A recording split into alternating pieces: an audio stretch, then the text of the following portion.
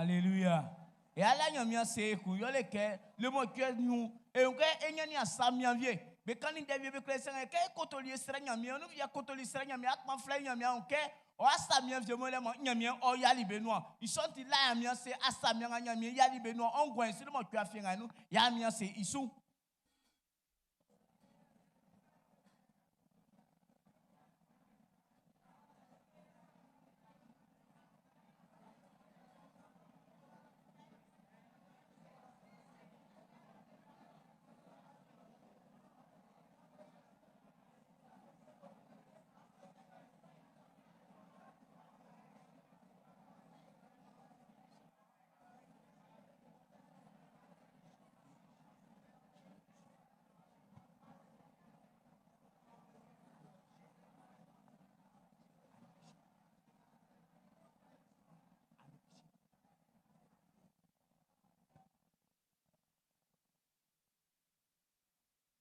Et la fisuke nyamia ti Israël ngai kani ya se na ngai kani otili ma nyamia o kai famille sans Jésus Christ demande moi isso amen ye ke ngai fa fi kan len sa andeti e ngba fla ni ndalo ameken ye ele su pe ngwe ko po bo dewa ye nde kan e no e ngokan kle nyamia mvle kan kle sia ni niemu o kan kle ibiengu ngba fla ni ndalo am isonti ya frère e pengben je se ma pengben nga so et président Yao Guillaume ko jasoba ma e bonde e kan vous nyamia.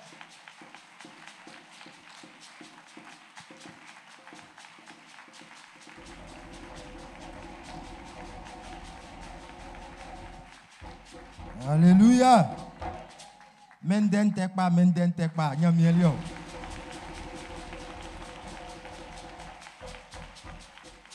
Gloire à Jésus. Et Baba, révérend Kra Daniel, Boti Asonou, c'est ma district Poboué 2, Issou surintendant. Et Baba, révérend Toto Emile, Boti Ibo Soinfoué, Jumanso Inou. Et Mami Kwame, pasteur Kwame Felicia, Boti Ande Kengawe, Issou Nyamiende Ikanfoué. Et Baba Kwadio Martial, Boé, Oti Jebsema, et Ninge Tretringa Boé Yobe, Afoué Nyonganu, Ye, Oti Esi Boé Nia Esu, et Baba, on y est Maminga Boé, Béo Conseil nous, on y bureau exécutif, à son nom, c'est ma Poboué 2. On y Gmanflin Bekra, Boé, Béo Jebsema bureau nous. Boye betiye a ulobonga boye ekpeli besu kpen nyamien mvle amukla nga boye eti krisifwe boye eo asonu sema po bwe 2 amukla so ni wafanga boye nyamien ofamali amusu ojulile nglemu isreke amuknisuke bokon ele nu ma ela emi nyamien iase ibok plinisu boye ande kenga su esu diken dangaoye. Ande mone ken sanga oti e gbanflenga boye e o po bwe de wine oti e ken dan yele ke oti ken kon boye akpa swanga boye onu boye fle jebse mai oti inglo yile ye oti e gbanflenga boye ti krisi nu ikusu inglo yile vie oti ble kon boye e fasi si ke wa fanga boye gbanflem be fa nanti nyamye nyunu afenga moye gbanflembe wi nyamie isule inu oni jajalenga boye fara ke gbanfle kon osusu kako ina inyamie isule wa onyru oti inglu yile oma isonu ekundeke ela e baba révérend Kra Daniel oni ibo soinfoué pasteur Toto Emile ela bease on y soin les boys, de façon et gbanfle akpaswa jebsi mai ibo ya sonu bolie noa. Et kundeke et la base et baba pasteur Toto. Yele keke ni en fa fin quand les salles motue afienga inu et unke et baba o fali ble ke ye boy ti gbanfle o fa klelike.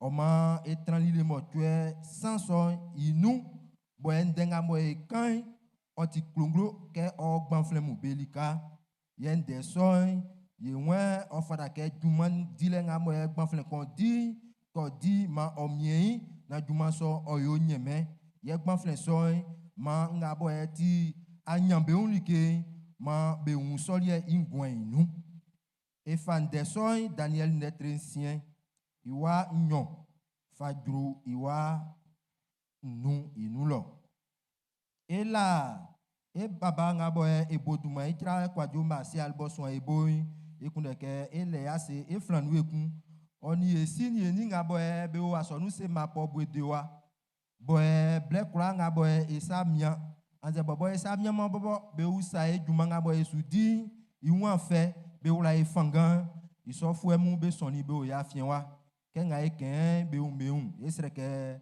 manyamie ora musu dankpa Jésus duma inu nga ye oti e gbanfle mu elie e on ken de tinga mo e fin kanle boti duma ikpa idile nde boti anyambe nga bo e fin nyamie boli fo e be toma boli fo e be ya susraka nde soy e on ke oti elie oma esreke ma ekura e jaso ye ma ekpien duma so idile inu e mi nyamie I awlowa yele ke nyamie I duma medile menu ye duma akpaso nga bo nyamie bobo fama e menu lo mo edi ma ke edi oni ye miale ye ma sura le nga mo nyamie den kenke se sranko o mien odi duma o fame ma sura le so o yo gbanfle ni talo nga bo po bu de wa be kura belie emi sans Jésus duma inu e wala mu fangan ke gbanfle ni talo mu ele jajale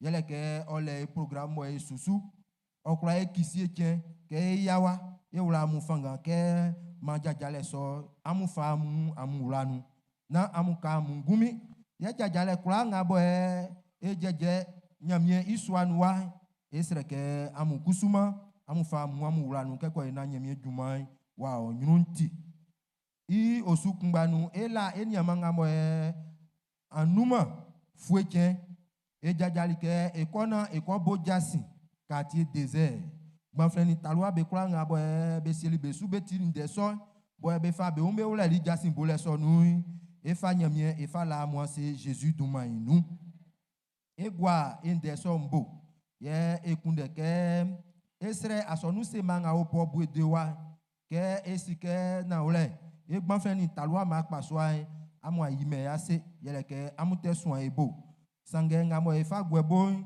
esre ke ma bo so le so amu yo owo nyu titi Jésus duma inu ke oyo wa wenu o nyamie iduma idile nu oni amu satini nge menu esre ke amu soin jebse manga o po de wa ibo titi ke ko yo na nga mo nyamie sunzun ke yo ye kursu yakra ye noa na kan vule wa yo lienti e wa jina le so sange e fa blenga e fa se ke ande otie tien ma tien so oyo moye ma tien so oyo tien dan o mai ye ma ke fi wa efite ma surale oyo nu kongo mu elie e mi san amen.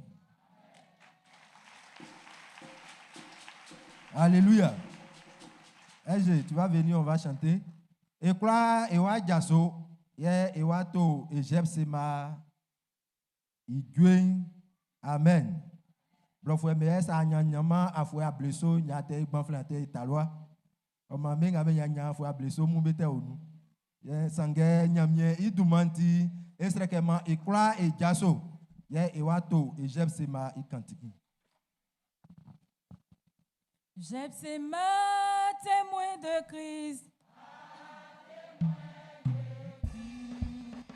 Jebsema, témoin de Christ. Témoin de Christ. Ah, témoin de Christ. Ah, témoin de Christ. Témoin de Christ. Ah, témoin de Christ. Ah, témoin de Christ. Ah, mille heures a sonné. Ah, l'heure a sonné. Ah, mille heures a sonné. Ah, l'heure a sonné. Pour les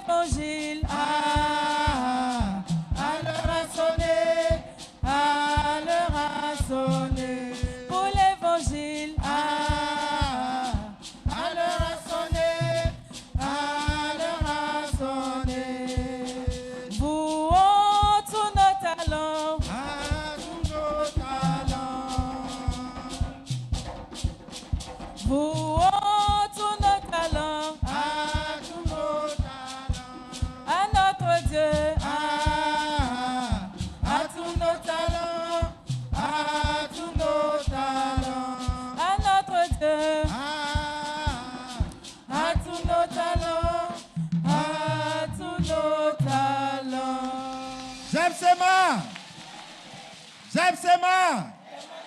Jebsema. Que Dieu nous bénisse. Alléluia. Que président africain c'est moi bonde moi pas motier. Moi bonde pas bonde kambunya mien. Afinya mien ti danya mien nyosro. Alléluia. Alléluia. Manya mien raesu ma Jebsema onye o enyunu titi famille sans Jésus-Christ du mainu e ati ndengo ye. Iwa asia nwa sufemu. Amien. Am to gebe boflei. Inyunu nyanyambo tinti. Am surogebe memei. Am seike naure. Ninge ayo being beti abonwa. Alléluia. Et à ce nyamie que ninge ngoebe beti abonwa afioti dan inyunu ti nyanya oya sasuma pa enwa inwa engwa enu isonti blenwo ye ya fa mama enyamie ejia ye famille sans Jésus-Christ do mainu.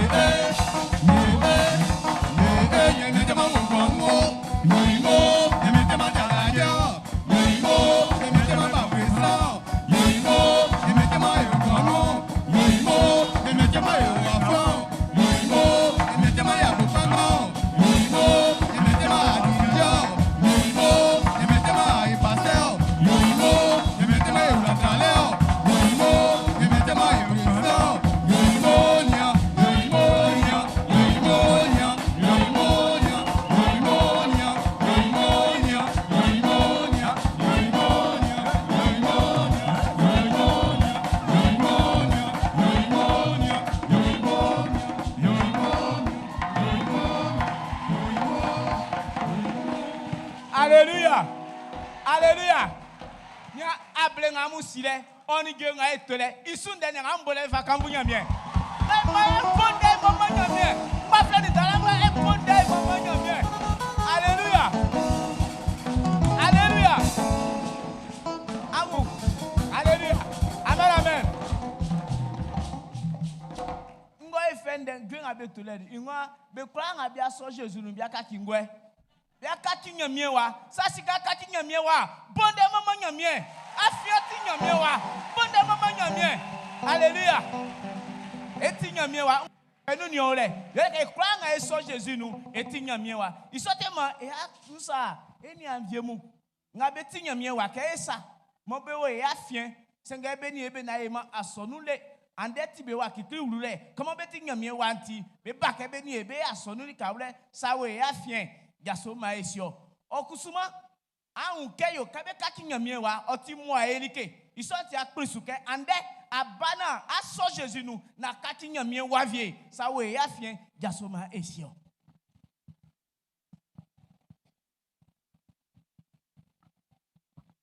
yo eni amu e bia jasole baba surintendant pasteur Kra Daniel oni bo so frère pasteur Toto oni i bureau ngabe so bebo bien be famono be yo amomoni bare famille sans Jesus Christ du mainu e sangatie amu bali anze kusuma sangatie so fo umanyamie don asuma ingba so Israel nyamie oyengba inu amona mwaye oyodi avie ma e famille sans Jesus Christ du mainu blenga wajuke etiele mokenu gasin isote makenga ikakanza andenti gbafle me ble gbafle aba oti ufle amna hue wale sengo aba wa bolo mokenu gasin okle ni abia kwai Jérôme ko ba mai sori ni ndebole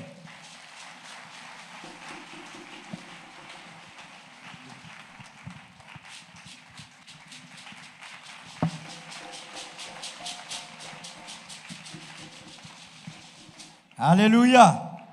Si on y a mon glamour et amulike emi Jésus-Christ idumaino makamvule ni ayele o Israël nyame kuli kumbachelie emi Jésus-Christ idumaino blenga moe wajuke ma yeti ile mo jwe nujasi isonti maikula e akundany otrawa keko ina ndeso ya kula triasi rikaule aze bega boy be kula kle kusuma be kle be triasi se be ula fisu be kula fakpe be ula isonti ye baba viemu jasi o benua ya fa ble ifa ya ki ye baba sobu be sanu ye baba sobu be fin banflin oni dalwa be akpaswali yesu boy be fle jebsema isonti ye fa ble ifa ya ki ye baba be sanu.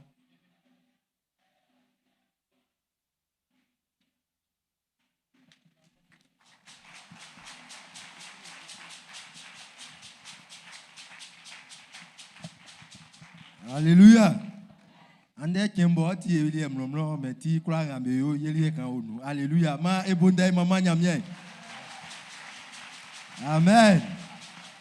Jasimbe soni se we kengba discours noy kemana iviole ya treme ya sikpa keni fatansa. O ma ya fa blekan esu jasingali su. Yele ekan national. Alléluia. Adumasi ekende wa sange ekan iflanu. Quand national so oti gbanfleni taloamu e yaule e unka nu ma fo kien bobo e mama fek masimu we gare ka UTB dan kwa e ka kan bo nya tromba soma ya sonson me boble be fa oli yam soklo. Alléluia. Amen. Ye e gbanfleni e taloamu elie e ko ganyoa ye ganyoa so anglo nga bale boy fle utus anglo inu ye ya e bobo ikemba na ofa gene ikemba ngran. Bless all oti yeleke oti ya ole kokun afuenga oye e ko pa esupin ofle. Alléluia. Amen. Oma ngabo e fin de kanlen de tinga mo e fin de kanlen mo e se ke gbanflemu be dijuma nga mo e oye nyeme oni anyambe un bo e ti gbanflenga bo e be o Christ nu be zolie iswe e ko gran ye e kan de sonyo.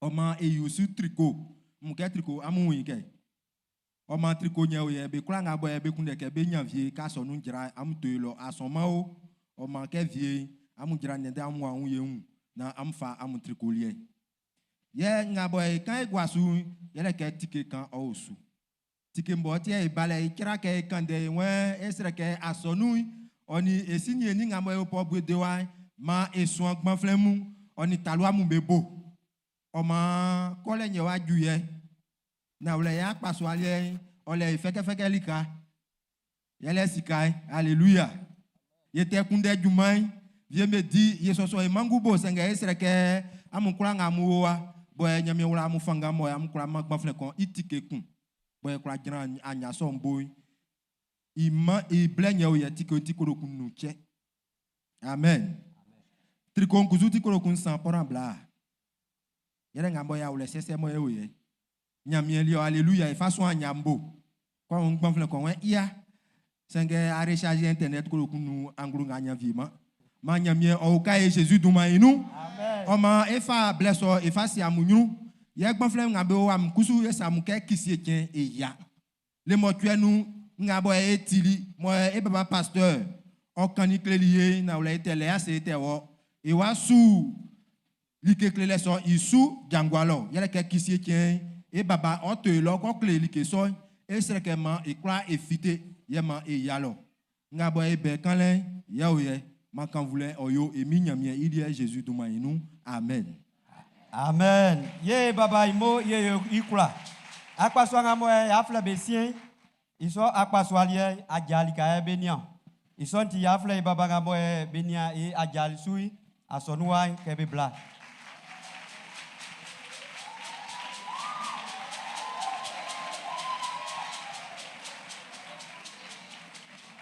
Alléluia. Amen. Alléluia. Amen. Anga ganyo fenke. Alléluia. Baba ni mami mungla munye amukla muninge emisa Jésus Christ doma ino.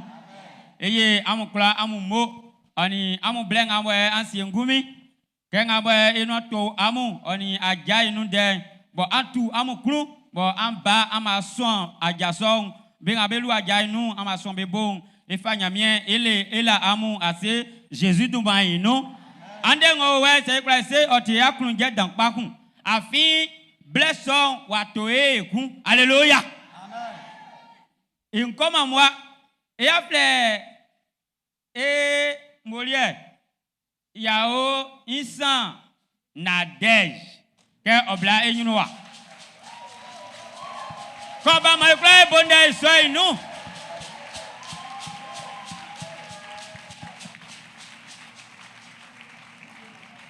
Alléluia. Voilà.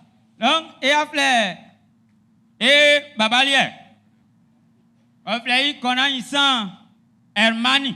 Hier, et quoi, et oui, écran sur le lait. Kabo, à Samianti, on nous m'a avant, au Likan avait fait Dakar. Là, au wa. En gagne, en blanc, au Limwange.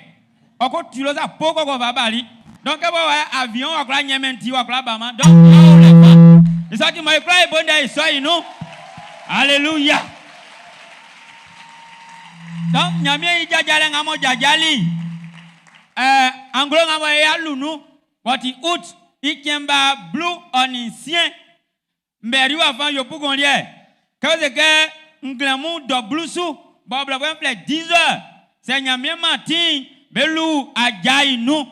Quand vous êtes un garçon, quand vous êtes un soir, dans Koussou, vous avez 13 heures, et j'ai un enfant, quand vous beaucoup est nous, et ra, besou, alléluia, alléluia.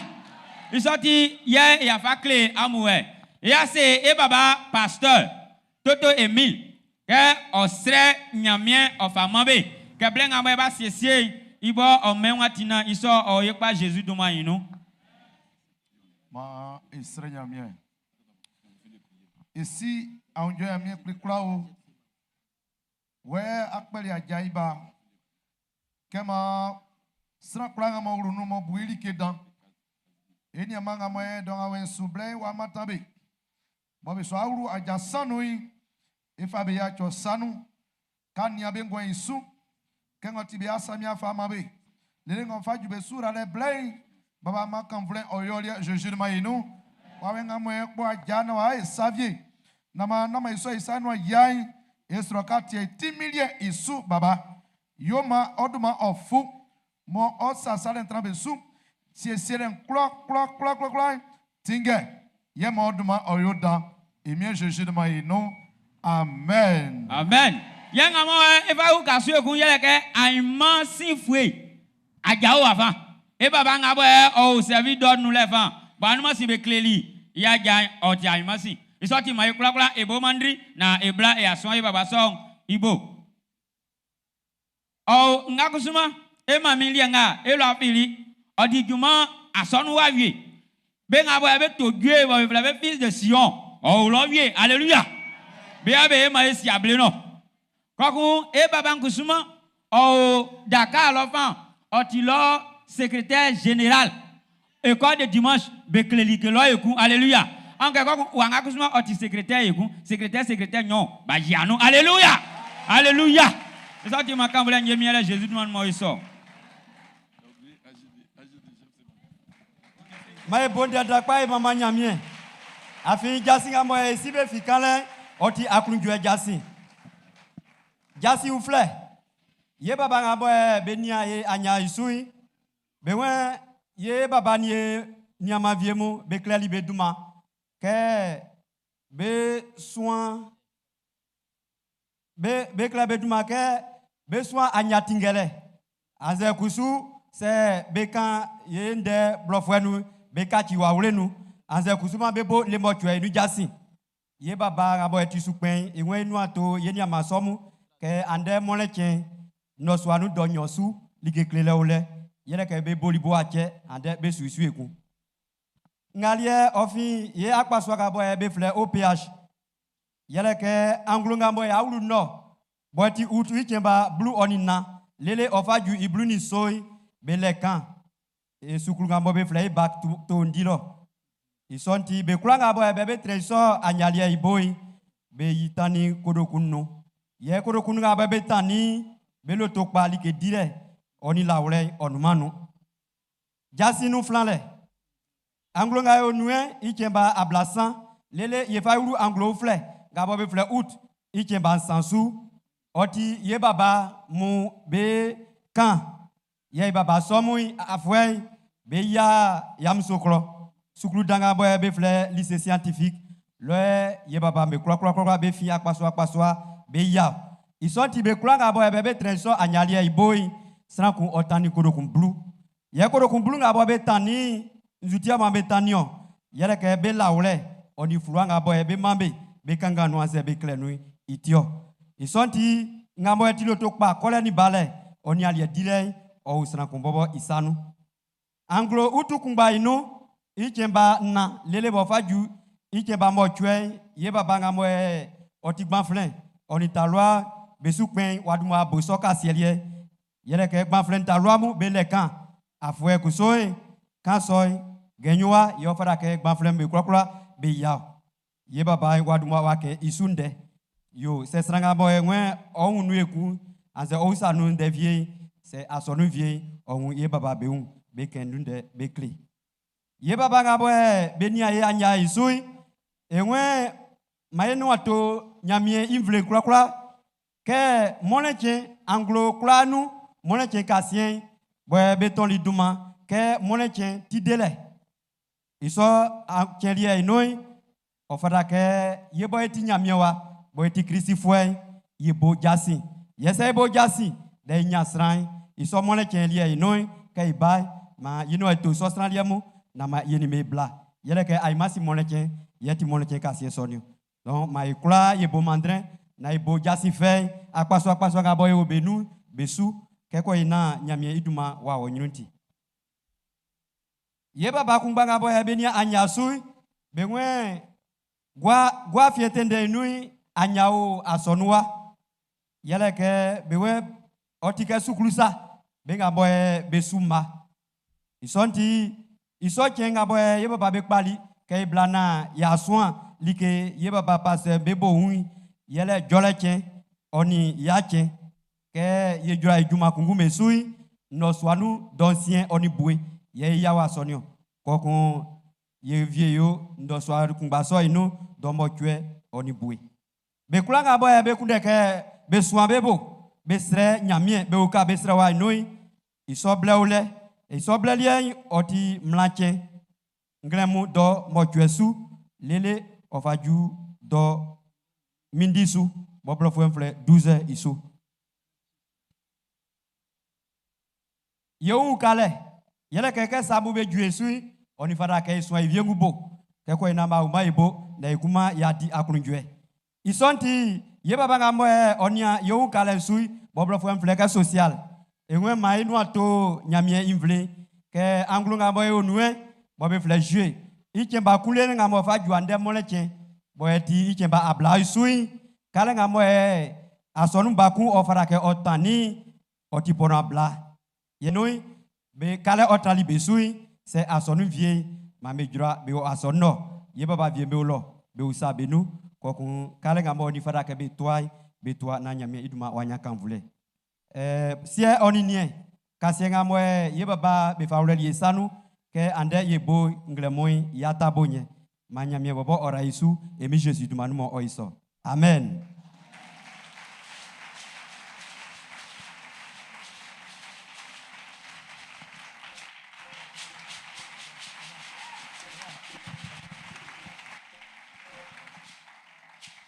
Alléluia. Baba ni mami mon glamu nyamulike emie Jésus de maïno. Ma en join fonti ala je ni kulale otramu gwasu Jésus de maïno. Glamu e dia kunjwe afinya mi mai bla ko kun iso asan inoa. Oma ndevye me o minua ko kun isin eko yinu yan yano. Kana masu savye mesu nkuna ke nyoye baba ni mami ngamu anu ma be fiteli. Boy be wali jasi bole afie boli jowa.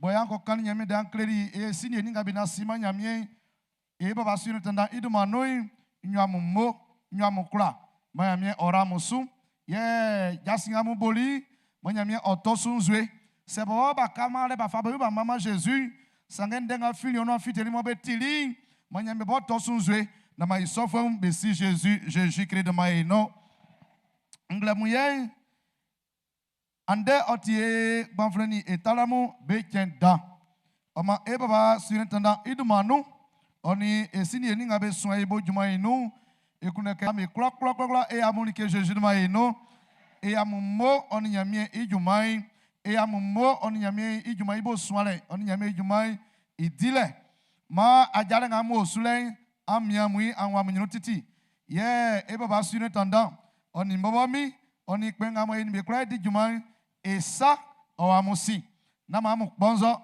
andi juma so anwa munyinu titi mami ora musu yo soamubo ye anfa fonga na makanga mo e symbol joy trai kabla enjoy akla ngo klama yiku nyami ra musu mami okamu e anu senga mo e di social anuma si eboli su juma dilebo oma eselike anden Jacaziel oni Adonai amo klaterien ye mfa oma nsika mo tetenwa sey anfa ma be nga be ni anyasu mu blere on kemba be fa be mami okun ay masi mo nga balon e baba ni mami nga be di juma service d'ordre oni service d'accueil et orientation amo klaterien ye mfa am nga mfa le amuli anmasi nsu di su juma o cheka amo anye wani kwa balon amo nye oma ngama we sanwa ikun yele ke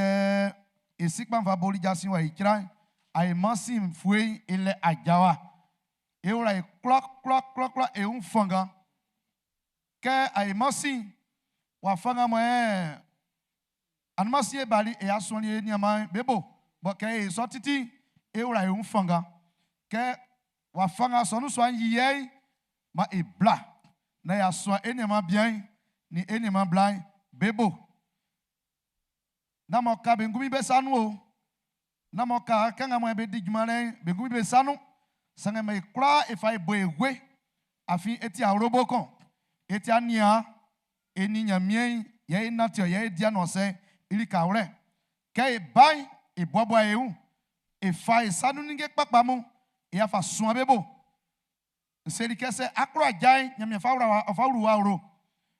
Kana tia mame kulaba jai sanga libla anuma me olo anuma sia me olo iti se owa jao owa na jamao sa si yo asime yo krolei ingro yire ible ko ekun yo adue wa fanga so no so wa ye my mercy or hisana ma obugwa na ma enia ma be sujan ka be pembe yi mo be nian be ase be ura gwa ase yele ke sran o be si yele ke nyamien vlei o be si ma mi o isona ma kan vlei o yide je de ma no ngamo tiata boy ye o ye ande nyamien orali esu eku esu ngamo rai yele ke nyamien sran dankun o ama ye nyamien dai like nga esu ani ka esi vakani ekotoli se nyamien disu e asu isu se ngamo esu isu e fajuli ya chen ande nyamien sran ngamo vakra mu itrai ye o aboyi pole okun ora musu sanga ete so ete ko yele ke ninge vie meta we nyino lo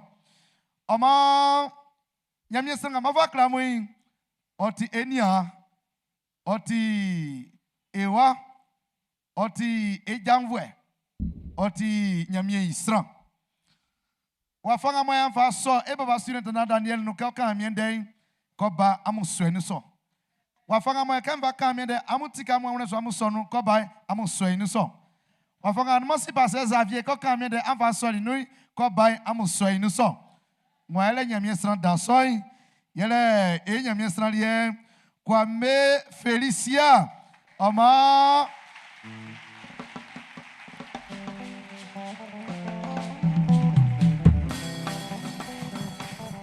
Merci Lord.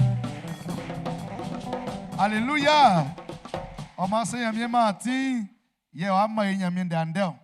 Antika ma wona so amuso inu na sura le yamie fa se ngwan so yi blenga aka yamie de yamie se inu na ma ora mo suvie. Kemi no ato ikran nzuko banko 2 nko ka yamie de lo ma communion lo ite ma nzu trama mo afiani o san kama ndetik ma flen be chen dan o fara ke e baba sunu na yidu manum blana ma njo nyobe mo nra be fanga ite ma seni wani o mama mi era musu benga be aba so nyosu nyebelike samvie na mukwa ru ma mi sura nsuma mu je demande moi ça amen.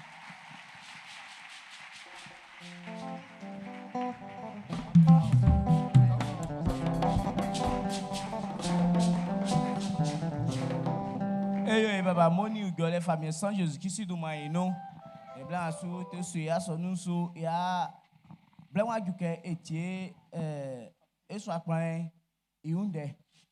Wa fanga ya bui pole ya ju ma etie unde.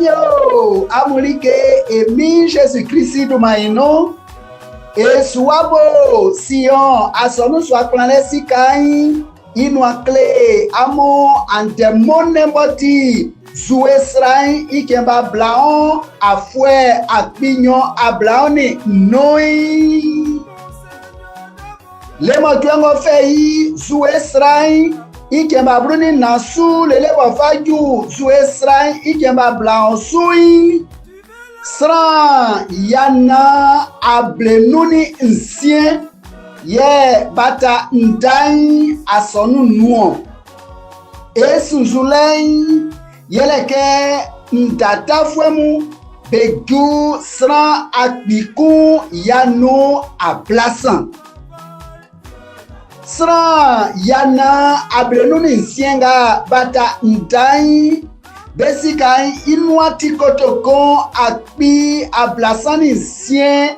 yansien ablanani onkulan esunzulei yeleke sika umuai inua jukotoko akpi ablenuni motue yana sika nga enyeni yi le motue nga noi oti kotoko akpi onkulan yanso sikanga enyeni yi le motwengo sinile noi oyori kotoko akpi nglo yanyo ablesieni na sikanga gwari su le motwenga noi oti kotokon ya na ablasani ancien ekpen amura ekunke ndonga amuboy en pravasi Orange Money, Move Money, MTN Money,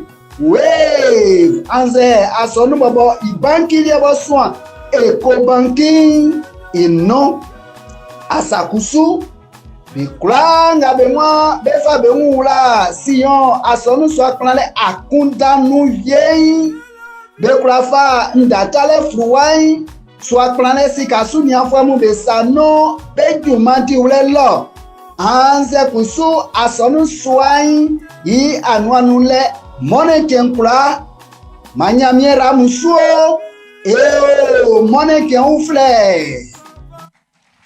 Alléluia. Alléluia. Alléluia.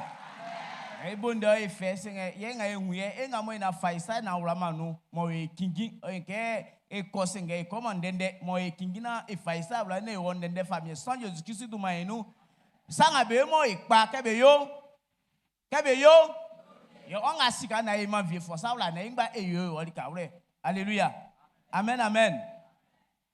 Le mo kwa fienu eboli ekeni wake mekwanga benyani baki benyani CP benyani BPC ba ande e ala nyamiase sa oh wow so ni ambian so bobo be kwanga be afien mo be wa be osufue anze be bobo benyani BPC benyani CP anze benyani baki ma be gaso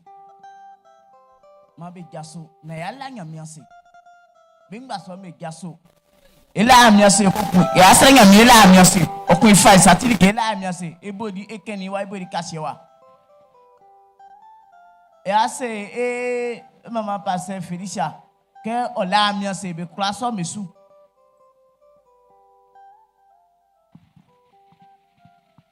anangama ela wase yele ka okolole danu omanga ma fu asese ke be nyambe examen Pabwe de nouai, afali ma vie moi faula lunu. Il vient menyani baki. Il vient menyani BPC. Il vient menyani en 36e. Anangama oche ya kunu join. Iti se la wa se isua. So mama wa isua. Se fa esatilike. Ne fa la wa se isua.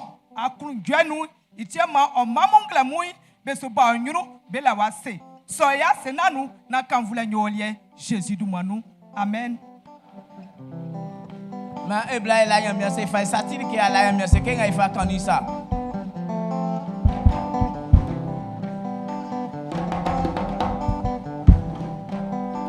bakini examen BPC CP nga enyani isu nyamia se na nga elele na kele ni o bakini BPC isu asena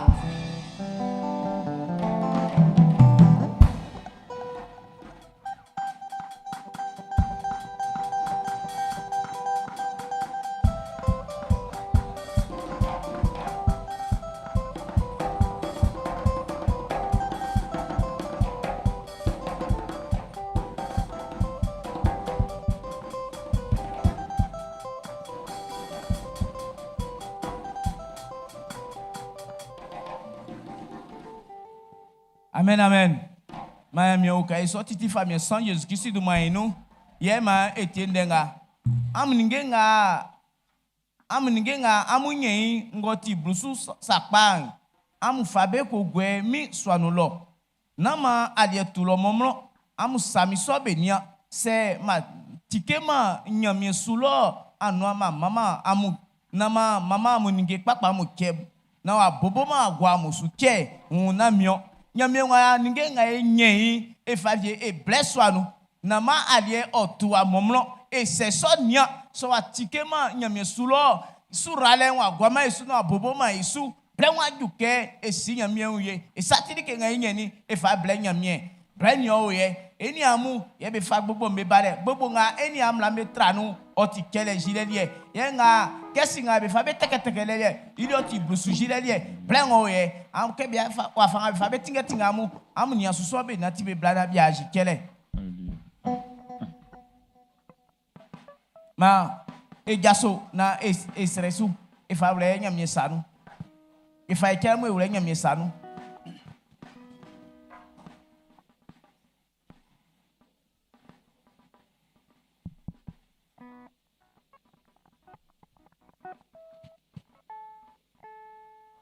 Amen.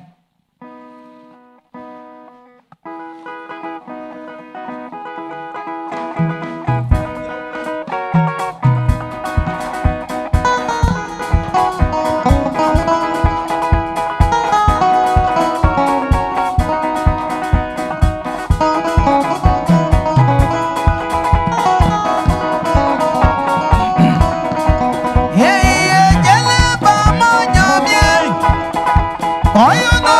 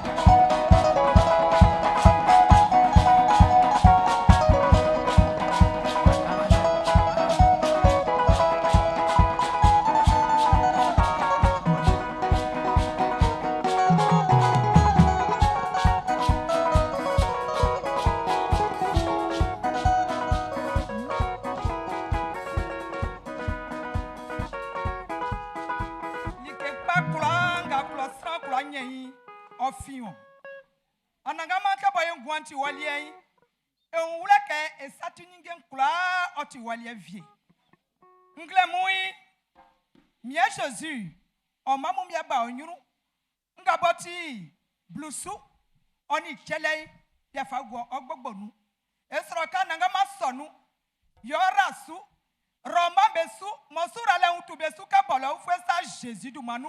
Ma besa tinige be kloplo be yo ye Jésus du manu. Ela wase.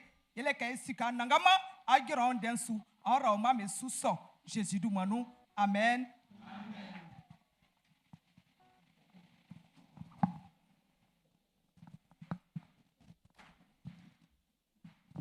Alléluia. Alléluia. Amen. And then Ken efa kanisa oti ngbafle meken ye nyamemba male blen waju ekun ken anana David fa kanisa nga mama nyamie ikulu fenti njia ye asiesu fo mengba amu mama nyamie amu kanvui amboedu madan inglo na mu jia ye blen waju ke e mama nyamie e jia ye ma blen waju ma e mama nyamie.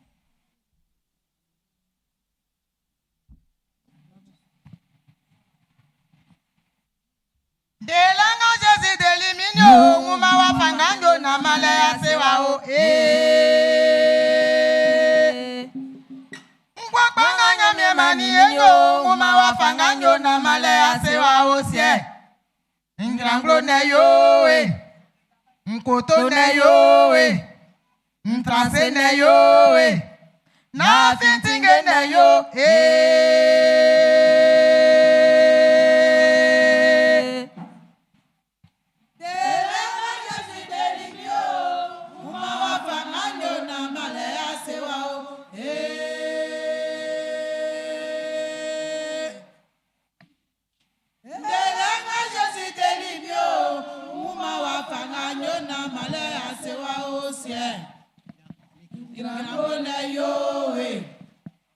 Ntrance ne yo Nkoto ne yo Na fitinge ne yo Yesu wa mama nyanye Yesu wa mama nyanye wa Yesu wa mama nyanye wa Yesu wa mama nyanye Eba yo Yesu wa mama nyanye wa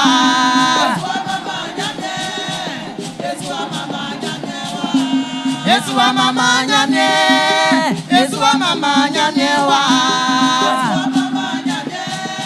Yesu wa mama nyamye wa.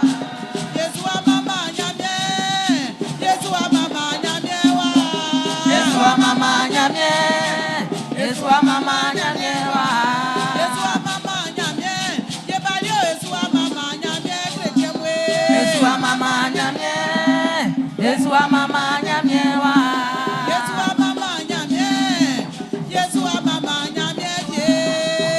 Mama nyamye, Yesu wa mama nyamye wa. Nyamye mama le blenye. Nyamye mama le blenye, blen wajo. Blenye, blen wajo. Blenye, blen wajo. Blenye, blen wajo. Blenye, blen wajo. Blenye, blen wajo. Blenye, blen wajo. Nyamye mama le blenye.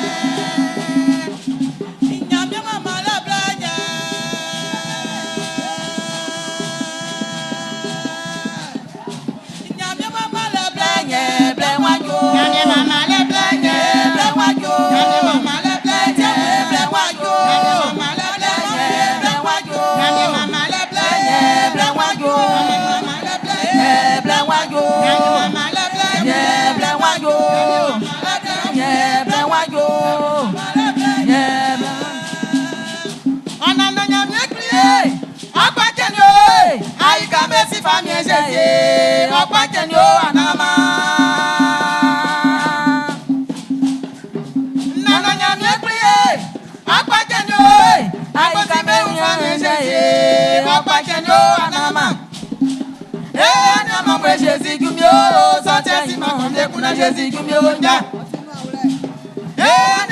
Jésus Gumio, Santia Samangule Kuna Jésus Gumio, Jésus Gumio, Jésus Gumio,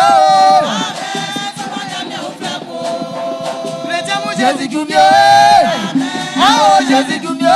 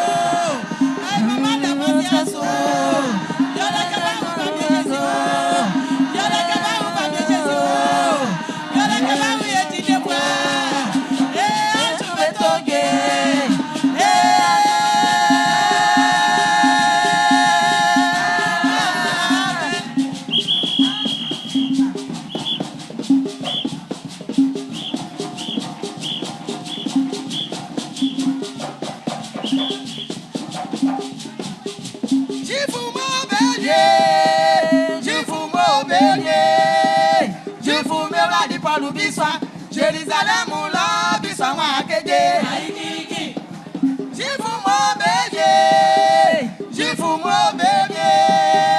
Jifu me la di palu biswa Jérusalem la biswa wa keje Boku yo la no biswa wa keje Antedi la no biswa wa keje Jifu mo bebe Jifu mo bebe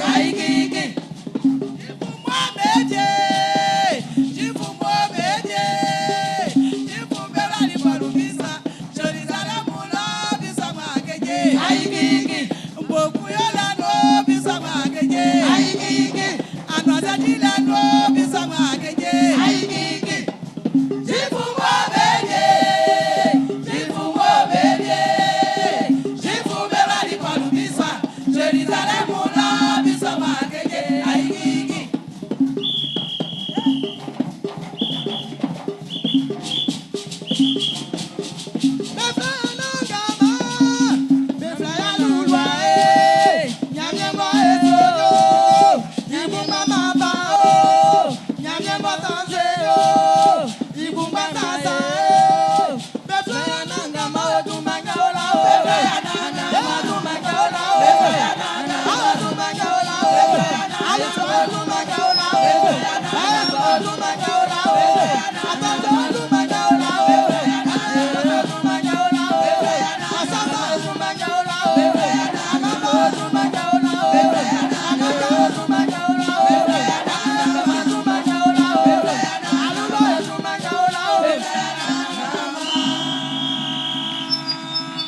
Alléluia. Alléluia. Et là, bien, ces familles sont Jésus-Christ, tout le monde. Et quand il s'est dit, on a dit que je suis médecin, on a dit que je suis médecin, on ne fait pas autogré, comme on fait maman adoration, on va chier sur nous, des camps, c'est un des comment tu peux faire médecin, et les modèles, on va bien autogré, bien gracan, et agir, on va faire médecin, le mot que nous avons avec Kani, et agir sur le mot, il fait quand même des, qu'est vieillot, on construit un mien sous bas et qu'on a adoration, mais bon, maman, yamien. Ande ya ke ngasa ma mi o kai va mi son Jésus-Christ tout mainu ils sont ti ma frère ngba frère mu na be bla bla wa musa no ambla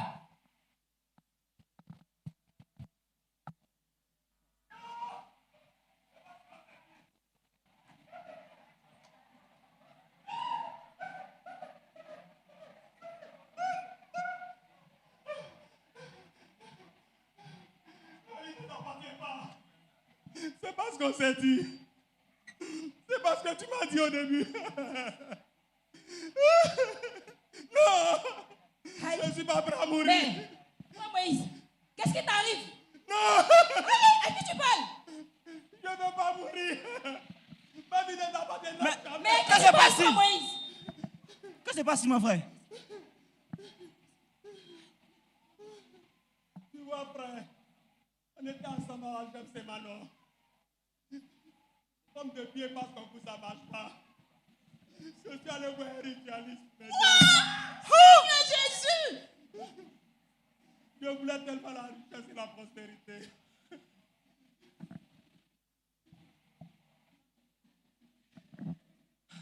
Quoi? Seigneur, on doit délivrer ce monsieur-là.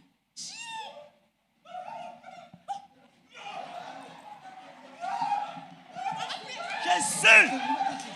Sors! Va-t'en! Esprit diabolique! Va-t'en! Au nom de Jésus!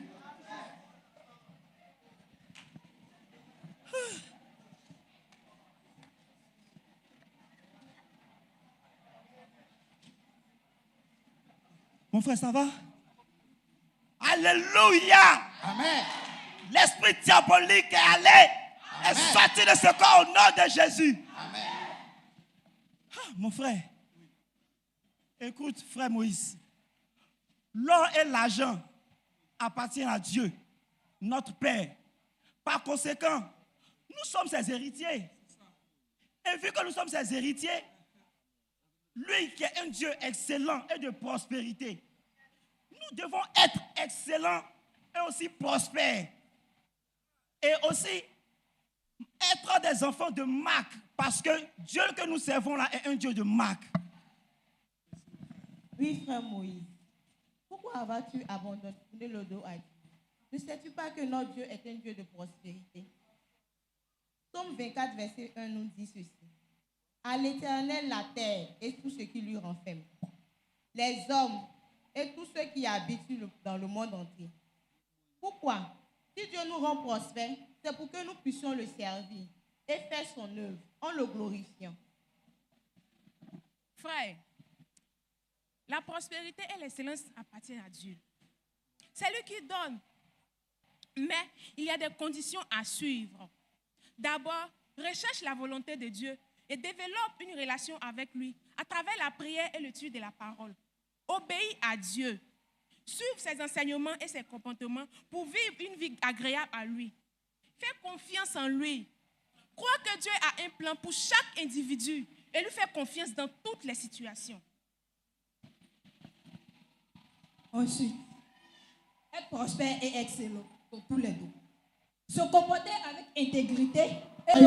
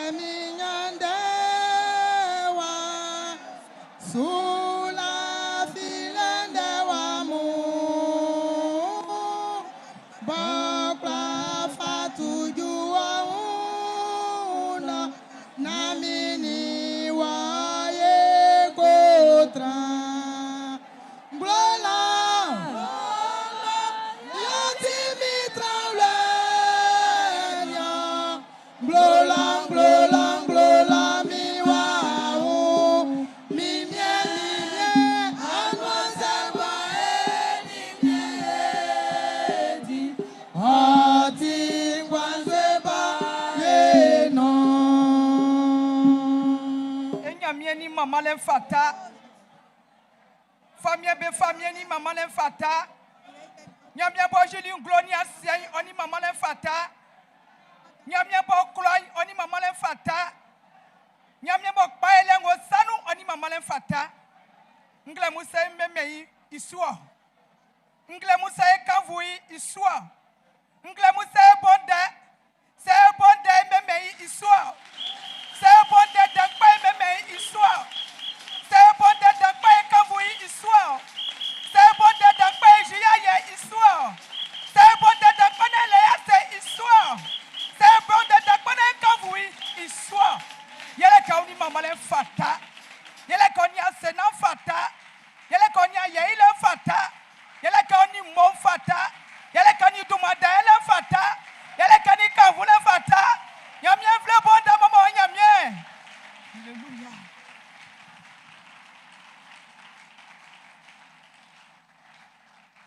Manyamie vle ngwasi. Eba pasteur Kra Daniel. Ba pasteur Toto Emile. Asonou Pengbenbe Kloa. Jepse Masou Pen, président Guillaume, Onibo Son Fouemou. Nyamien Vlein, Nglemu, Nyamulike, émission Jésus-Christ du Maïnou. Ramino Akaye, Manyamien Isurale, Oni Yaou Joy, Oniamu 30 Jésus du Manou. En derti, Jepse Maïche, Banfleni Talou Ambeche. Kokinyamien Wessila Noui, Okmilisuke, Enyamu Ike, Ide, Botingwande. Inuli kaule. Ndenga boyati o Daniel ifluanu. Daniel ndetrencien. Blofonu obobo imanyo ofagren imanu sanga baule nui oti imansan lele ogren imansien. Ma ekula egaso na ekanga nyamien den likaule. Daniel ndetrencien.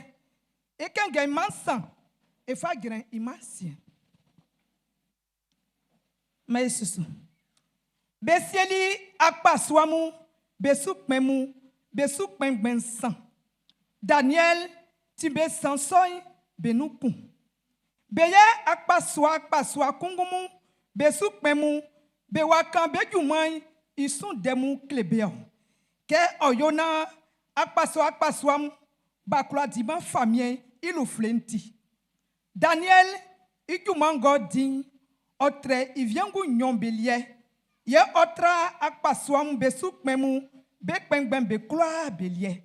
Afi, wawe, ngo inui, idan trabelie. Isoti, famien wa, ofe ifasye, ifamien di ula umwansu. Akpaswa sukmemu, besukmengbemu, beni akpaswa besukmen, bekundeli savye bo. Okleke Daniel Oafon, famille di Uloy, Imla Iwu, Nambe Gransu, Bebu Ifo. Sange, Bauma sa te fi, ni fone fi Daniel Iwu. Afi, otisron na wole fwe. Isonti, Bekla saki me un kansa, imansien. Sransomu beseli be unke, Esunyama sa kumbo e Gransu, na yafa bu Daniel ifo sa inyamyengo sui imala nu ye ekula nya savie e granso. Amen. Maistre anangama on vle nye andabo ti o ken on vle o bali o so asanu o asuo o akanvuo isati ningemu o fasi o nyuru. Blanwa duke on deboti ngwande. Bo kesranti oyokpa. Kesranti onyanyuru kole. Kesranti oyogwegwe. Kesranti iula gwase. Kesranti odela gei. Blanwa duke eti ngwande soy. Anangamanti klosra. On denti wawe. Bla na bla kanvon. Bla na bla kanvon. Bla na bla kanvon. Mawa wesan osie blenga. Mawa wesan otinga blenga. Mawa wesan otra e konkwa engwanu. Mawa wesan oukai. Ela wase.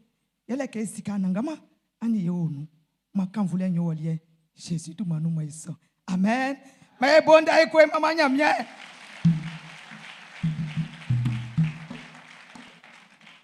Ewase. And then tu jeb sema. Bekin dan. Ban flenin dan loi mon. Alléluia. Jeb sema. Jeb sema. Kanaya kanyam yede. Eato. Jeb sema bejoy. Sakaya eato baule nou. Alléluia. Afion fala kek ban flenin dan loi mon. Betibe kulanien. Alléluia. Jeb sema. Christ la lo fouet. Ah. Christ la lo fouet.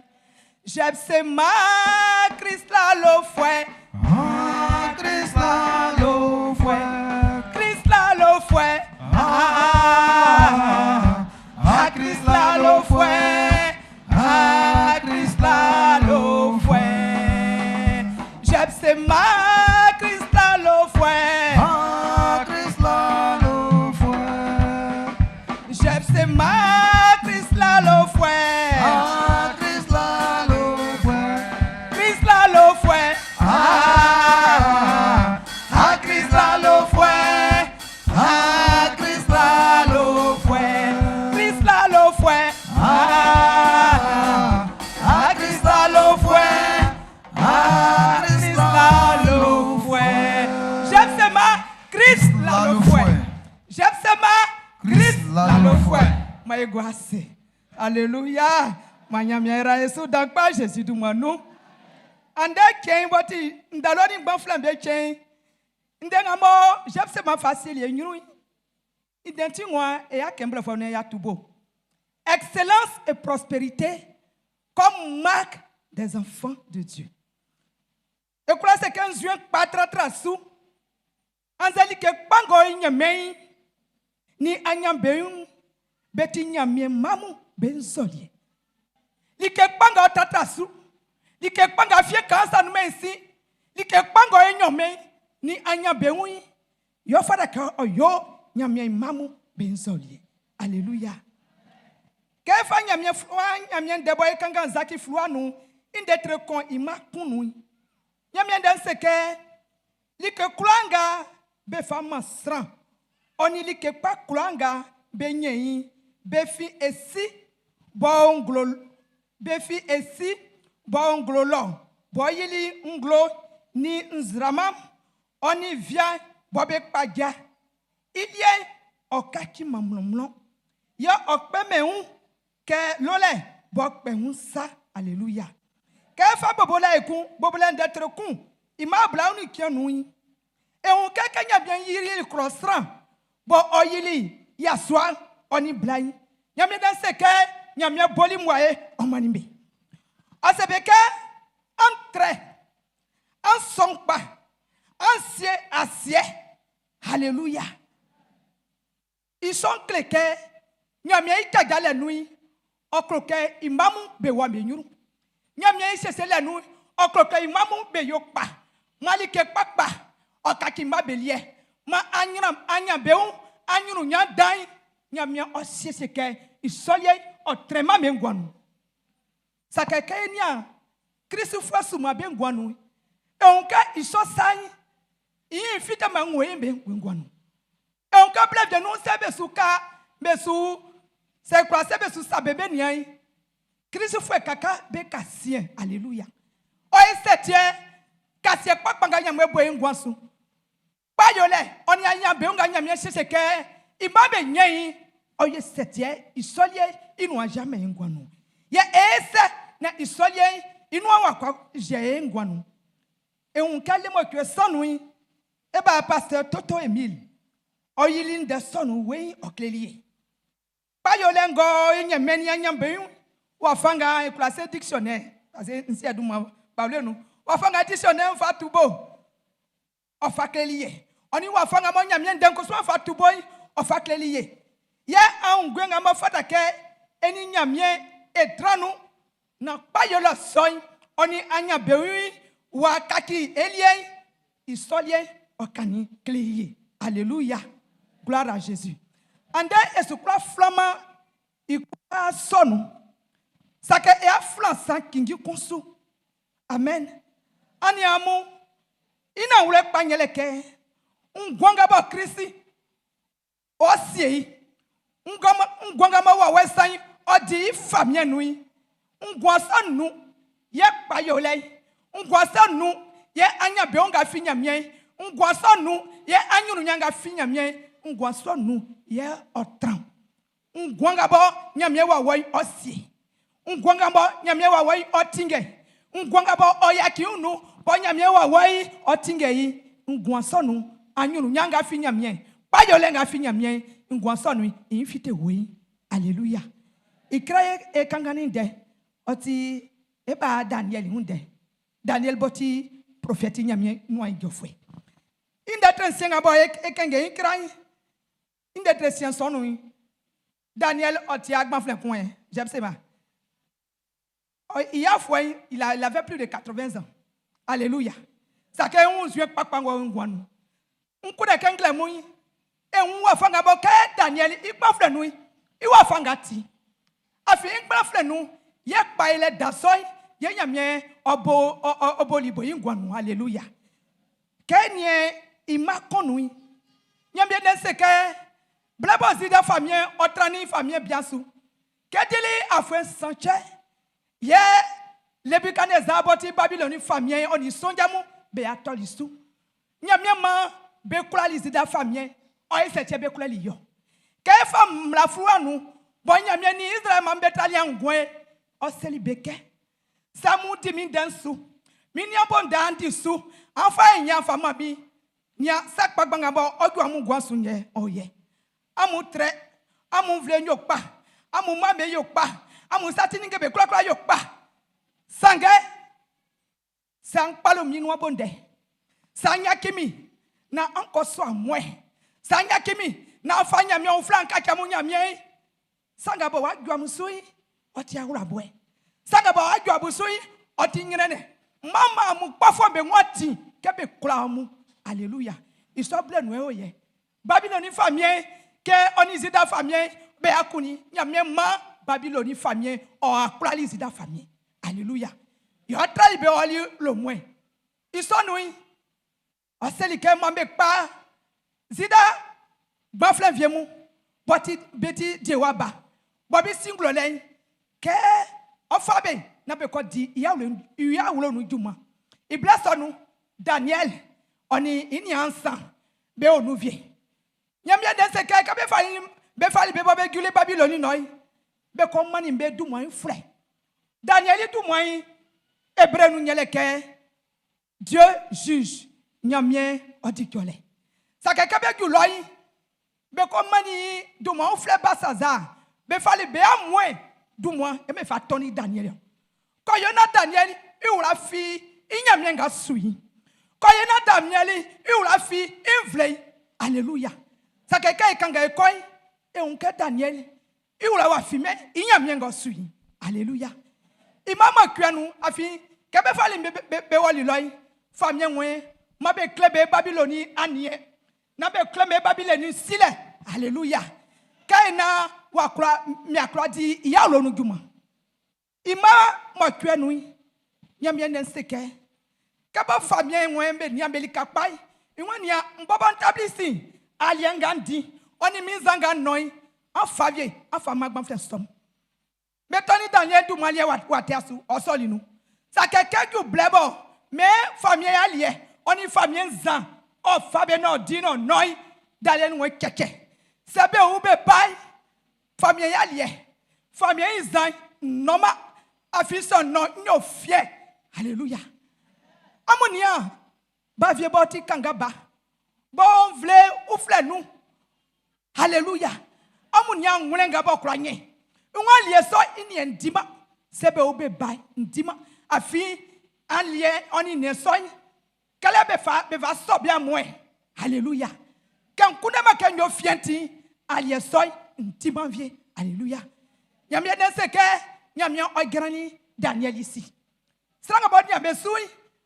If you know ngomya me ngoyaki baba yaki namya e alisa e kemba blunia sasa e kemba blunia nya unkaya e kokloi ile sanga nwaye akoye ke kemba blun dui ojuli nyamene seke menyunu oyeli mlamla me une obali beun be yoli klama otra benga ba beti Babylone Babylone famille établissé allié. Alléluia. Ça que nzuengbe.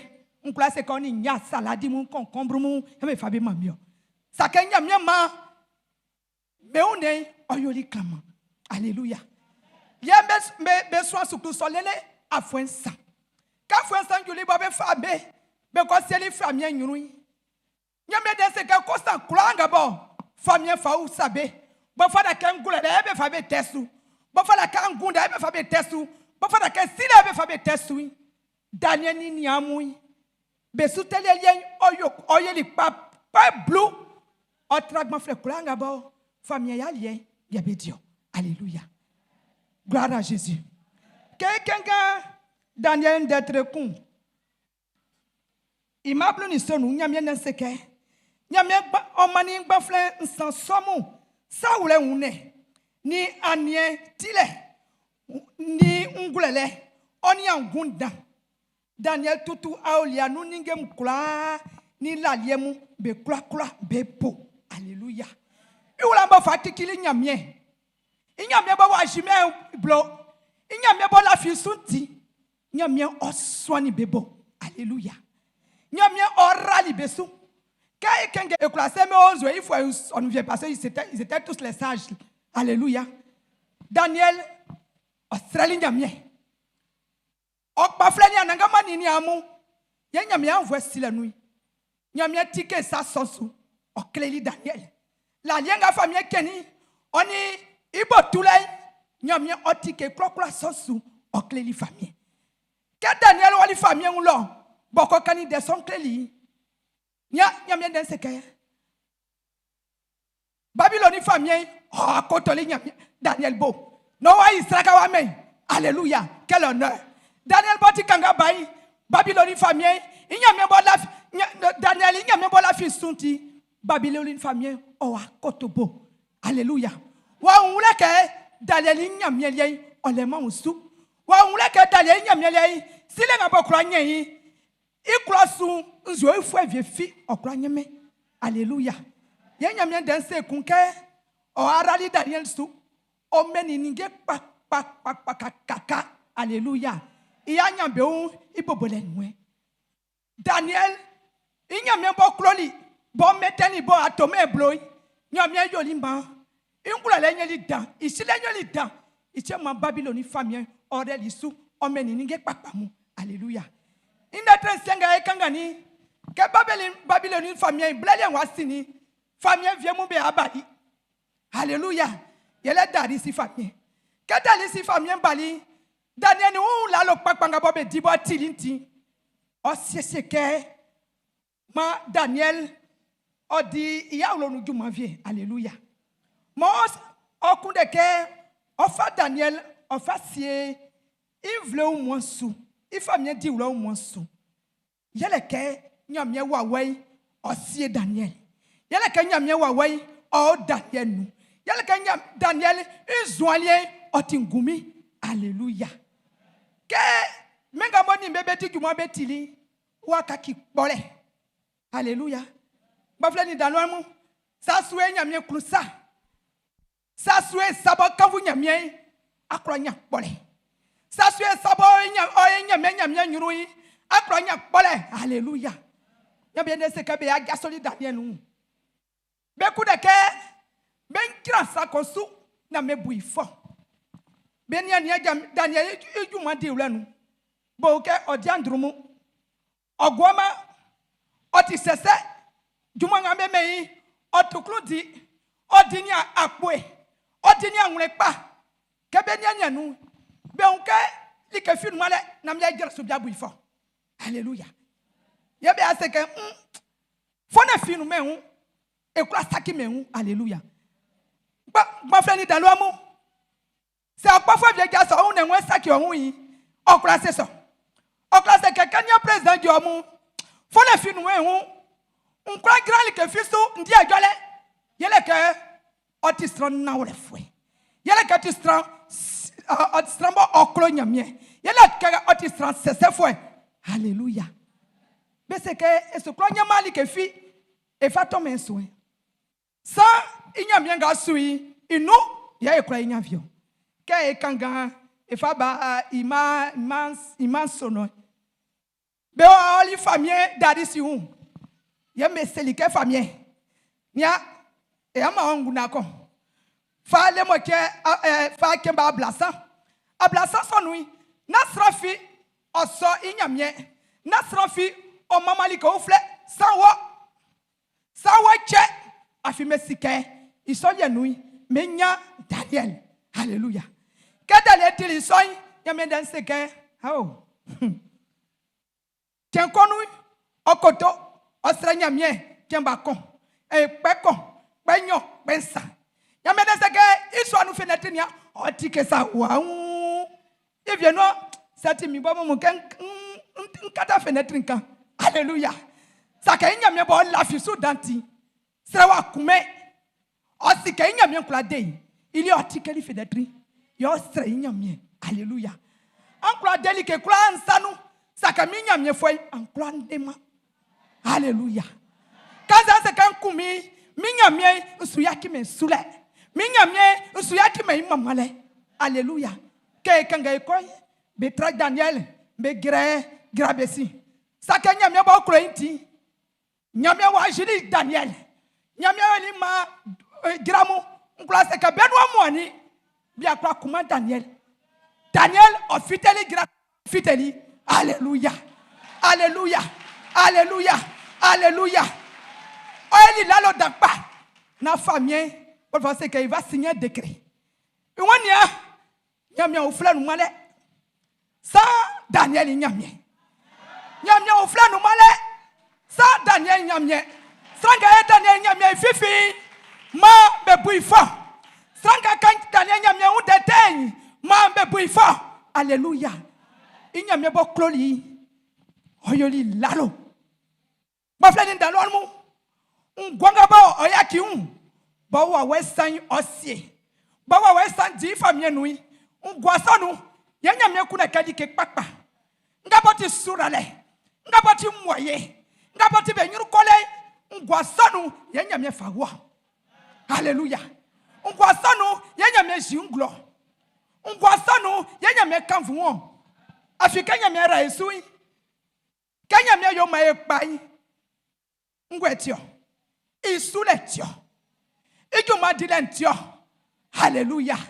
Odeli yeka esui odeli yeka eji ikulala inglo odeli yeka meba menui mame kabe nguye mengu Kristi kulole engwanu bengu Kristi kulole engwanu. Alléluia. Nzwenga dale njini nglo dale liwa fanga ba fatulu Kristo linyamye ichema yame kusuma yakime yame meni ngulale yame meni angunda yame ralisu. Alléluia. Oyoli maitu moi oyoli dan baba ni mami mu nyamye ijajale nui surale ka fame imamu otadi kekle san sakali ke nyame kunde engwan yeti kingi nyununyo inwa se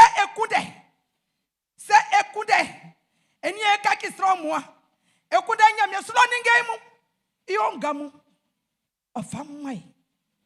Alléluia. Parle souvent et wa sonunu et à son Jésus-Christ nous afwa blue afwa bla saka Christ fwa mangba be yaki manyame wa wenu na osiebe be yaki mama nyame wa wenu na dif ifamie ngwanu akoto parle quand Corinthiens nyosu 2 Corinthiens 5:17 d'être nous immable insoke. C'est ni Christ yaka qui sera moi. C'est la son Jésus-Christ nous. Muni Christ yaka qui sera moi. Un jour là angwa ise. Wakaki. Si un jour on flay yaole. Un jour on flay soy. On fait que infité. Ya efanga nous. Un jour on flay soy kwa fitama. Ya ka on ne boti oti she e on ne kwa soma nyamyendem. Alléluia. On ne place somme nyamien denu. Say wa we. Ye ke nyaki nyamie wa we nbosie. Kwaku nyamie okakie. Okakie ble.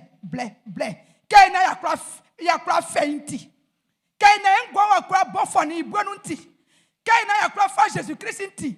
Alléluia. Saka nyame wa bama wa nyama ekpro. Hallelujah, ne no force pas.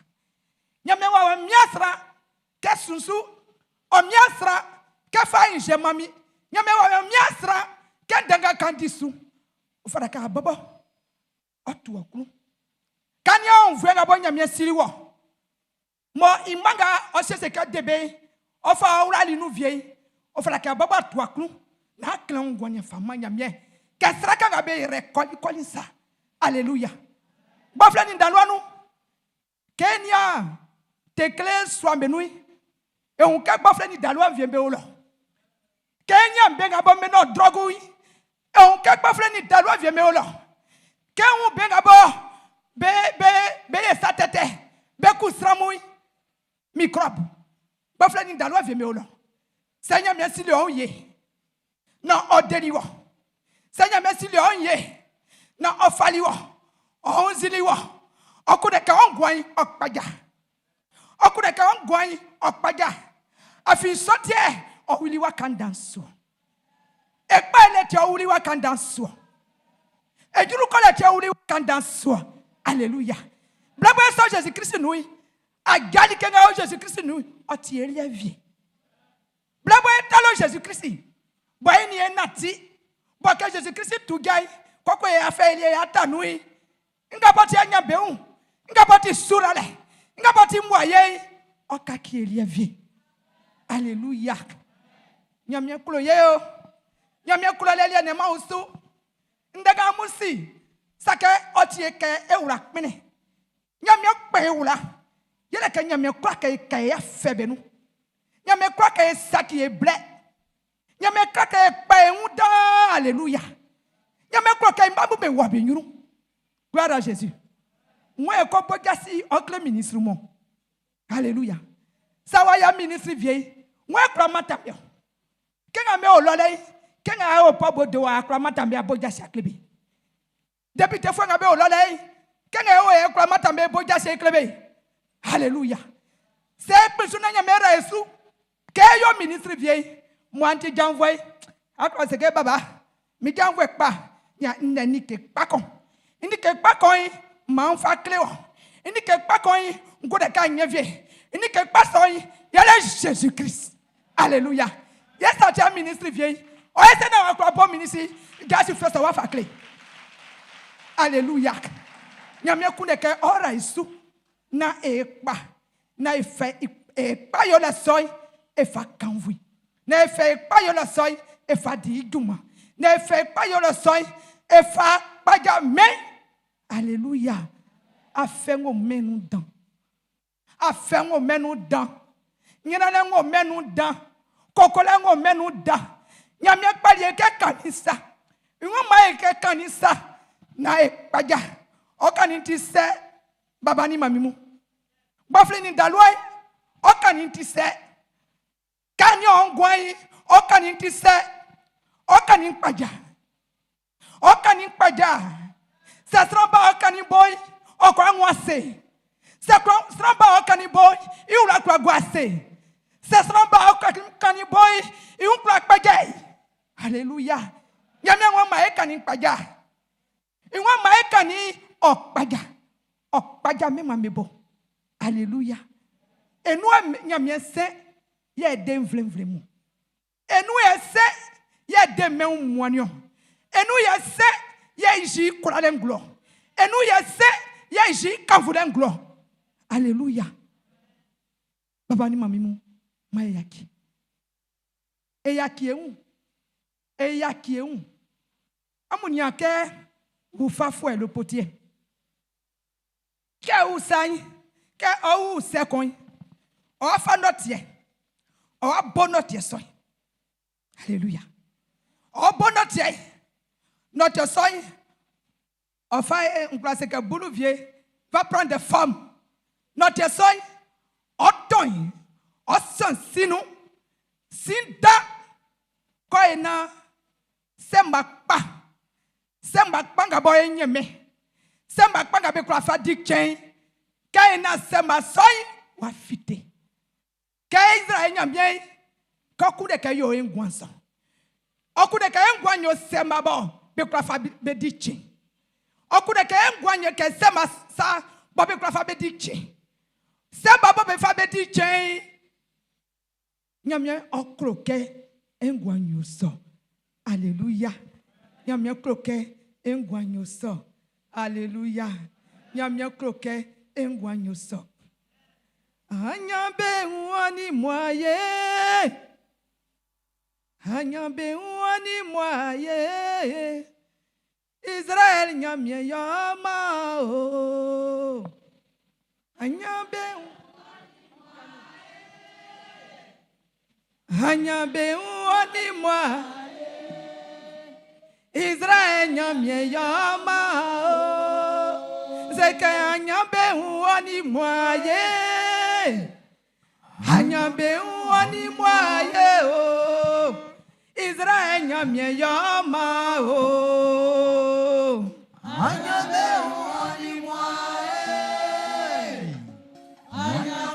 wani moye Israël nyamye yama o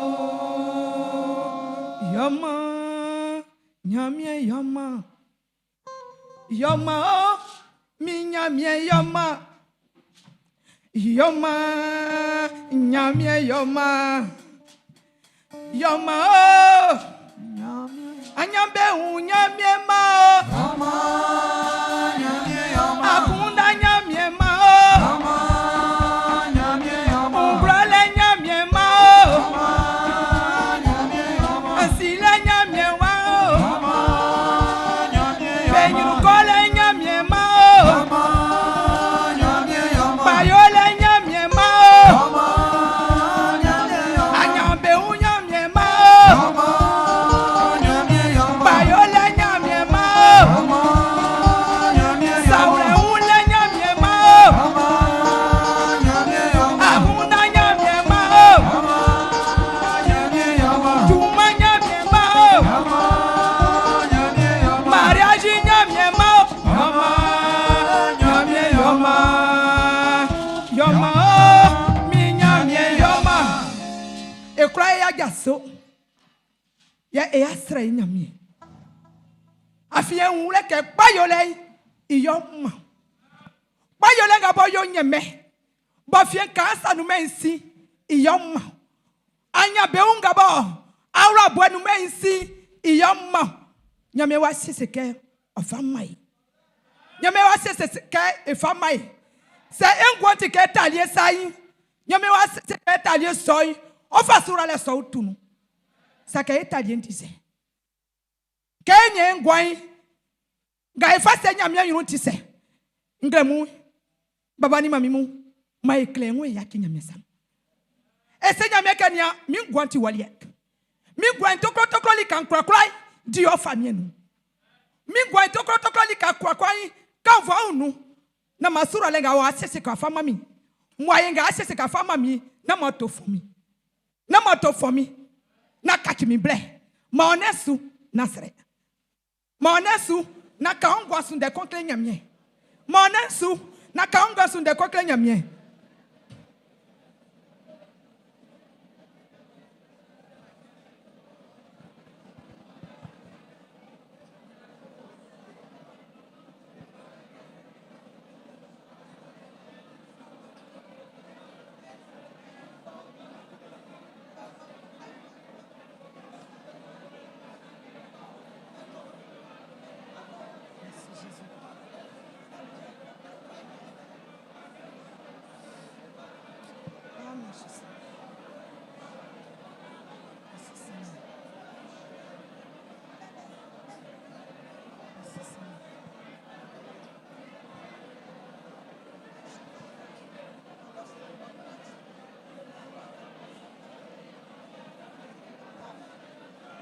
Ngwa panga bebwa ivye yenyamye fa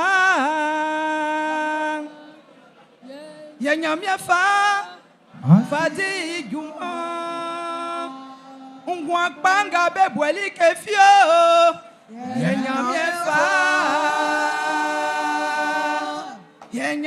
fa fadi juma ngwa panga bebwa ivye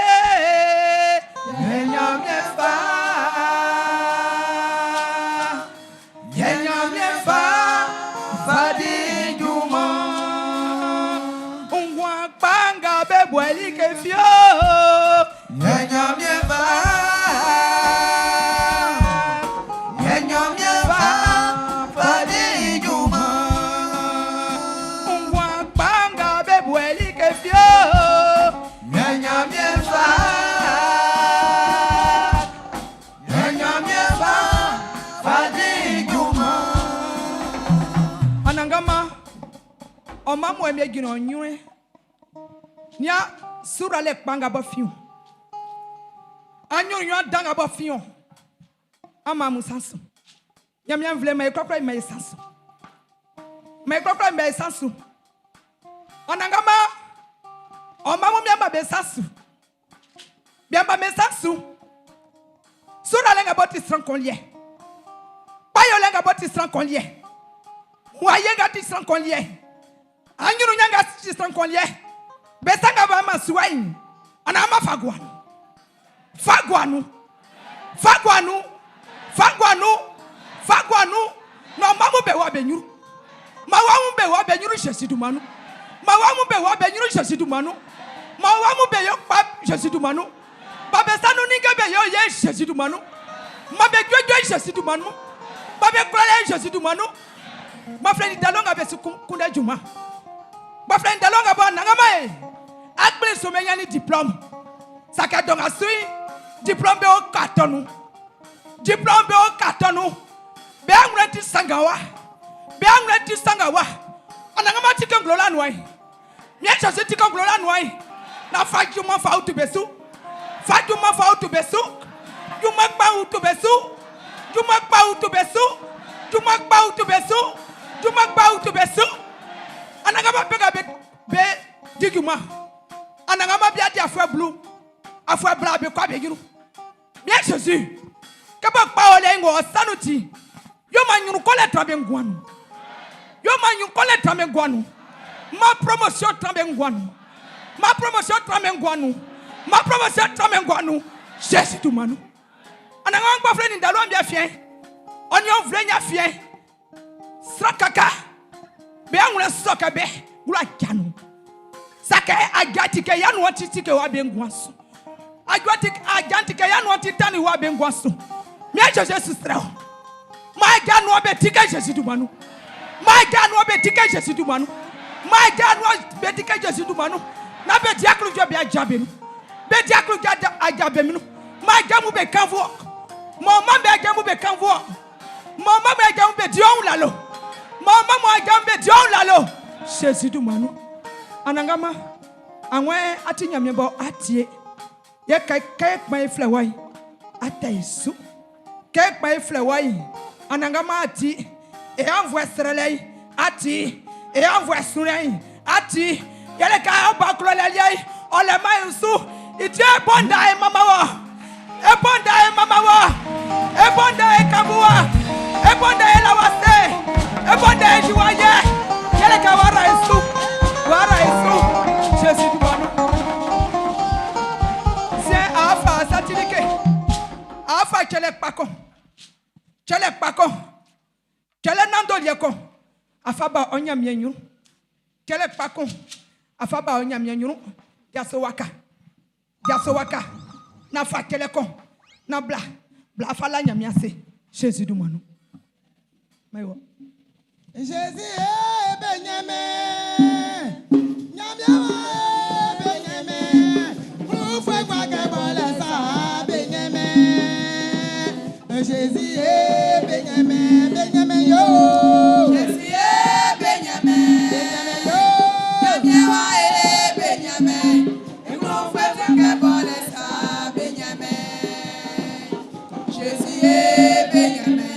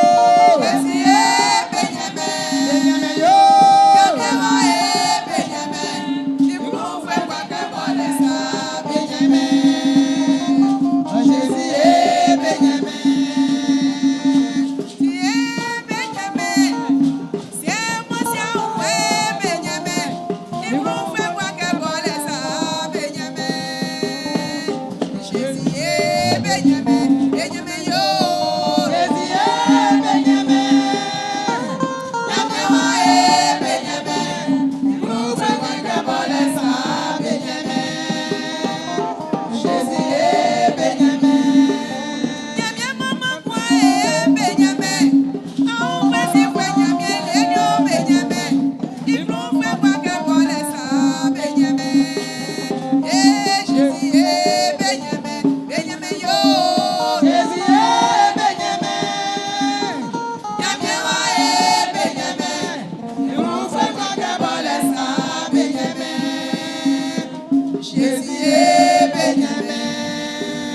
Et Jésus lui a béni, mais ça pas, alléluia. Tiens, et à sort, et à offrir bénou, alléluia. Glamou, et à offrir béni, nyali. Non. Béti, je crois, 9, alléluia. Bénou so, bébalike. Non, bénou so, bétu bénoussi, ils sont des passages. Ça va aller. Et à fleur, et n'y a bla. Et n'y a toi et joué. Yo, et à mon boni balai. Et à mon boni balai. Manya nira muso. Et à mon boni balai. Et à mon boni balai. Et à mon boni balai. Yo, manya nira muso. Et à mon boni balai. Et à vous faire bêtir un gland. Un sobe sous meti penusi. Et à fleur, il y a ma bla. Aya Eunice. Au fin d'alois. Oh, c'est ma d'alois. Ma sonou. On in de bolé.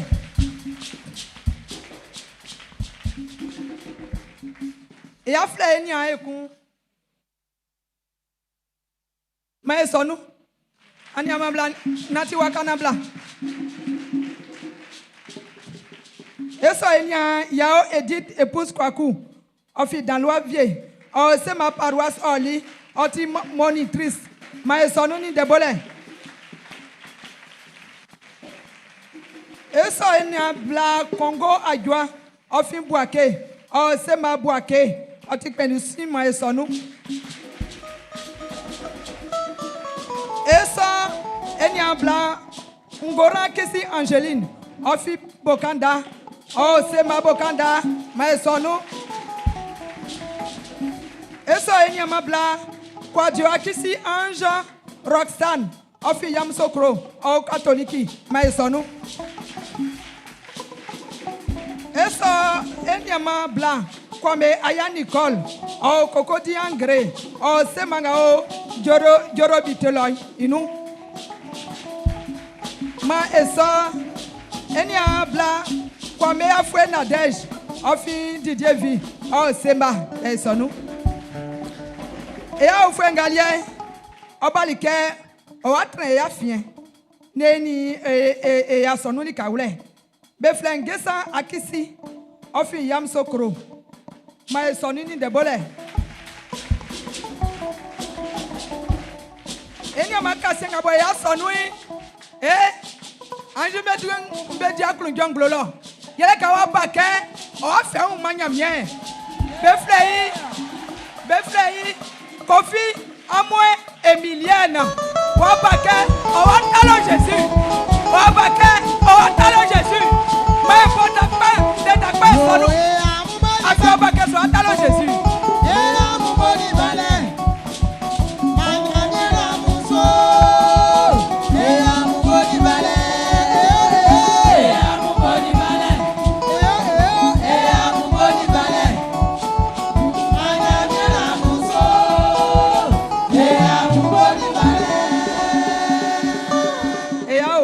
Bali et nous nglemui et ba pasteur Kra Daniel du manou ba pasteur Toto du manou a sonou vle du manou et yamulike Jésus du manou era enu ake blenga bandile ya fien ma okaki sura le blé amu gwan kongon besu benga bo betik penu besi manya mie famu ogu amu trawlelo onia unjwe Jésus du manou ya benga bo beka ya fien sa bay na fia alléluia wa edi juma kokun wa sa ekun esu babo kale titi alléluia donc abali juma ngabo dikanga olobo adi na fafia fa jinglo na edi juma likawre eni amanga mo bali ke ofe on fa manya mien o ni li grand ngrana ntonuka alléluia oni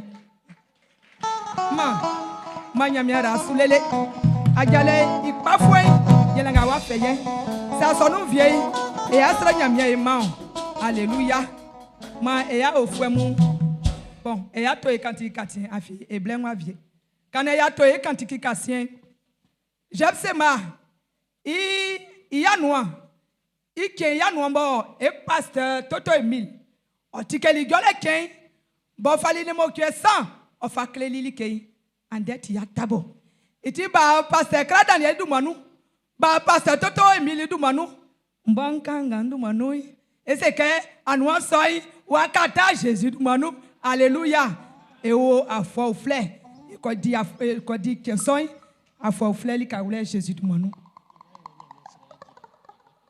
alléluia donc ekula ya jaso kemo blenwa onyo so toma kantiki esre enyami kasi si atimi fwe ela wase si atimi fwe kanvuo ni oklole dan wa meni wati kan demone ken e ba oswan e bana ni wo e atra ngwa eku e bana amia Jésus eti ongwande e bana e wura gwase e bali wara Yesu onanga mesuko masura le so oni yewo maka egro ya wuro mbenui masura le so oni yetra masura le so oyolalo engwa besu ka ekoi ma ebo jasi fe ka ekoi pa yolenga ba wafa si engwa su ngle mui ma ejingro Jésus du manu nyamien vle angoni angwe Jésus du manu amen.